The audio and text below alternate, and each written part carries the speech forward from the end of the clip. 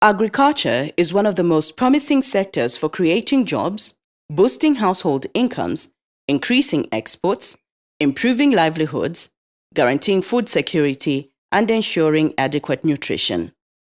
It is among the best placed sectors to address the crucial underlying determinants of malnutrition and can positively affect food production, income, and consumption of nutritious foods needed for healthy and active lives. Alive to these realities, an integrated farmer a few kilometers from Lusaka's Kenneth Kaunda International Airport has ventured into the production of avocado, poultry, aquaculture, horticulture, forestry, and legume crops. With my staff, I've only got the operations manager, who happens to be Mr. Nkolelesa, who is here with me. Our development manager, business sales manager is not with me. He's attending a course at Kasise. And also, I think the other consultants are not here because they do part-time. This is the path we've taken so that we can try to reduce the risk of what we're doing, especially which we have started as much as possible. Because if you don't take the risk on agriculture, I think it's a big issue. So even as we think of going to an insurance company, first of all, we should make this place safe, as we are going to see. So agriculture is practical. I'm not an agriculturist, but I'm almost becoming one because I did an online course again in agribusiness. So we can talk. I think there are a lot of issues to talk. But basically, we've touched all areas in summary. But the major ones now is avocado and the poultry. But then the last point I'm going to talk about is related to what we've experienced. There's very big room for us to do value addition, especially in house avocado.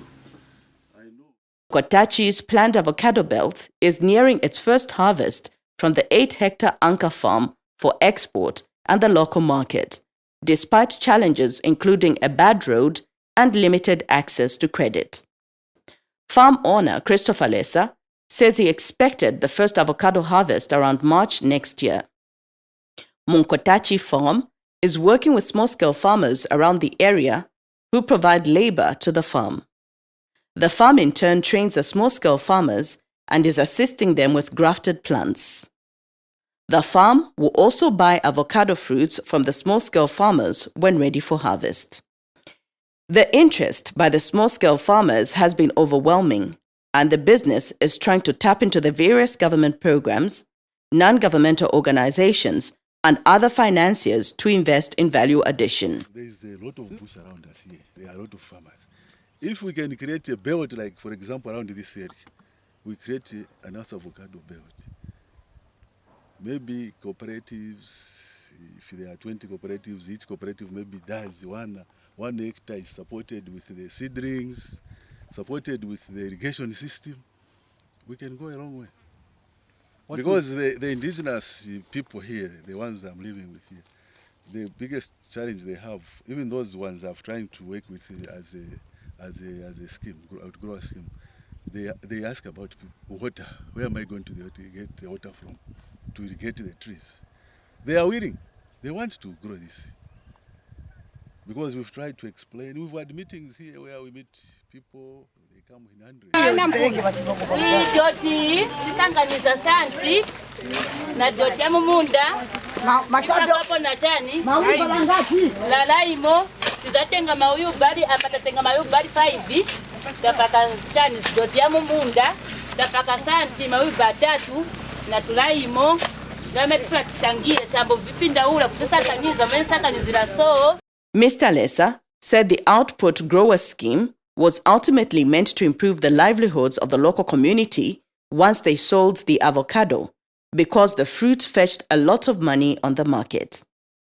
Mr. Lesa said the government should put in place a deliberate policy to ease the acquisition of land titles and boost the capacity of small-scale farmers to produce for Zambia's benefit from the booming market for avocado. Me, the only appeal I have is that I think these NGOs, government departments, I think, like for example, we are in Lusaka here. Before they reach to these far-flung areas, they should take stock of what is around Lusaka. Because Lusaka, just Lusaka alone, Chongo area, it has got a very big hectarage of land, which can be utilized for various activities. That one I've experienced it. And of course, maybe the other challenge is, like have this land, which I've had since 2012, done a lot of activities, worked with the community. Whatever works we've done here, we've been doing with the community.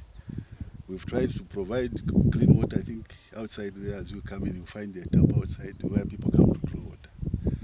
But also the documentation towards land, I think, must be looked into.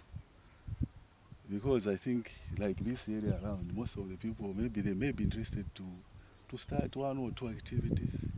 But I think they are limited in terms of job title can make me go anywhere. Maybe looking at what we've done here, I need financing. Like I'm talking about irrigation. I need financing to expand on my poultry now because I've already spent what I've had, what I worked for. So I need to expand. I just need maybe to tap here and there. Then we complete level security. Munkotachi produces its own maize and soya beans, which is processed into animal feed to cut down feed expenses for the layers, goats, and cows whose manure is used in the avocado plantation. This is to avoid chemicals that might be harmful to human beings. Eliminate some of the chemicals which might be harmful to human beings. So in this case, we are trying to remove some chemicals which maybe if tested can cause some residues, and by so doing, we are trying to protect the human being from getting contaminated food, which can be harmful to the human being. We are using organic type of farming. So we've got a poultry farm where we are getting chicken manure from. We've got some goats where we get goat manure, and also we've got some cows where we get cow dung. And when we get all these manures, I think we get a lot of leverage from these manures, and that's what we are using to actually make sure that we grow these plants without using any synthetic fertilizers. Nkalamwaga Nchui village nisebenza pa Munkotachi farm kwa Chitete district, Chongwe district, Kasisi area, Chitete village. Pano pa farm timachita vintu vambili, timashanga ma green peppers na ma avocados. Ma avocados tina ma portionary 5. Timasebenzesa fertilizer, timasebenzesa manure. Timachita mixed ya mbuzi na ya nkuku na ya ng'ombe, tachita mixed pamoja. The farm had previously produced around 4,000 village chickens and was looking into raising output to 10,000 chickens, selling of fertilized eggs to feed into another market.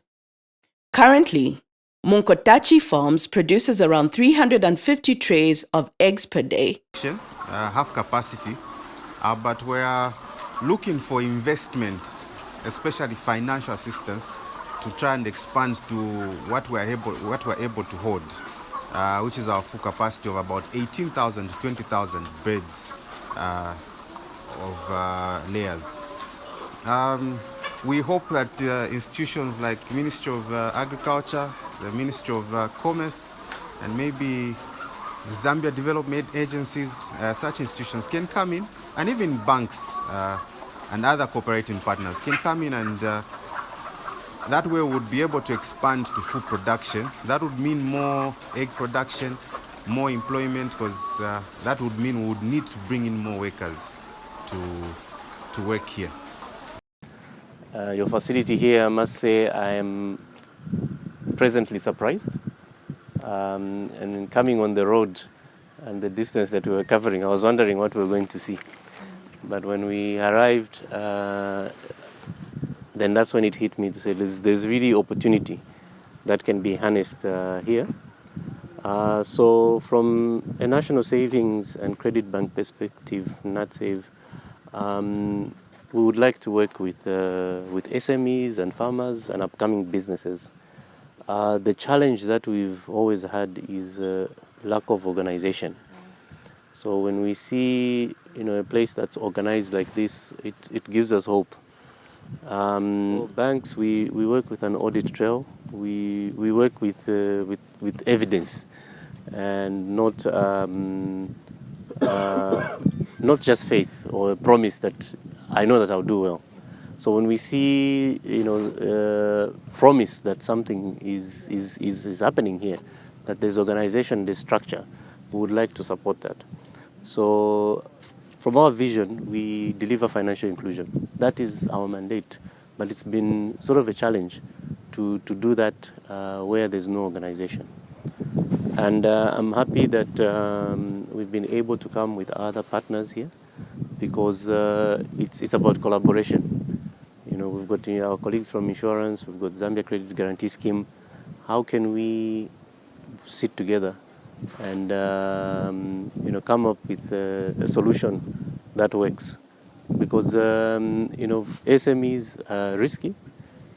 Farming is a risky business, but when you do farming in a structured manner and you have knowledge, and which you are demonstrating that you've made attempts to actually know what you're going to do and learn the business, then it makes life easier. Then your success rate is much higher. So it gives us confidence that you are invested in the business yourself. So you put your stake in. You've taken the step to invest in the business, which gives us encouragement. So we are willing to have a conversation with you and look at your needs and see how we can fit in to help you. So it's a discussion that we are open to have. So we are happy that Schweizer, you organized the trip and brought us here. So it's about partnerships. You bring us together to look at such viable operations. So thank you very much. Yeah. Catholic brother Michael Safeli, who has been following the project, said there had been indiscriminate cutting down of trees in the area, and planting avocados should be supported not only to protect the environment, but to boost nutrition and the cosmetics industry. Brother Safeli said financial institutions and the government should take interest in the planned avocado belt and help small-scale farmers by working on the infrastructure such as roads and boreholes for irrigation. Then for the past 3 years, I've been coming here with schools. I've been coming here, groups of the youth, want to learn how to grow, I said almost everything, and for us, when the financier is happy, we are also happy. We're a government bank, and I think our mandate is similar to what Nasir is doing, financial inclusion. But then the aspect you come in is how much can we collaborate with financial institutions to ensure that even if the facility doesn't do too well, we see how we chip in. But then we can only chip in on a viable business, and we will not just, we also use public funds. So we cannot just support what is not working. Hence you see us come here, leave our offices to see what is happening on the ground. And you will note that most of these agribusinesses, the missing link is the issue of the production process. And if that is not properly done, then your produce is not ready for market. I'm happy that Global Gap comes on board. We can have all this certification. And you also meet some of the things that we want, job creation through the outgrower schemes. And to us, that excites us to come on board. So I won't say much. We're happy. We're here. And when the bank is happy, we'll definitely chip in and see how we can also support. Thanks, Mr. Joas, for bringing us here. And it's good that we're all collaborating. It's all about creating linkages, creating markets, and supporting the local community at the end of the day. So thank you so much. Yep. We have looked, with my colleague, we have looked at the risk management of the farm. That's why we had to ask some few leading questions. I think we are impressed. So, as this general, in the final analysis, we stand ready to take up the risks at this farm, because we can see just from its own beginning, it's a very well organized venture, and just help. And so, we would like just to assure the financials that let's collaborate. Once you do a proposal, we can look at that, and we'll be able to ensure all the risks that are at this farm. So I think from our end, that's a remark that I would like to put across. For sure. Like for sure you guys have good products. So it's a pleasure to be here. Yeah, for real. Like I'm not bluffing, that's for real. It's good what you're doing here, so take Zambia to the next level.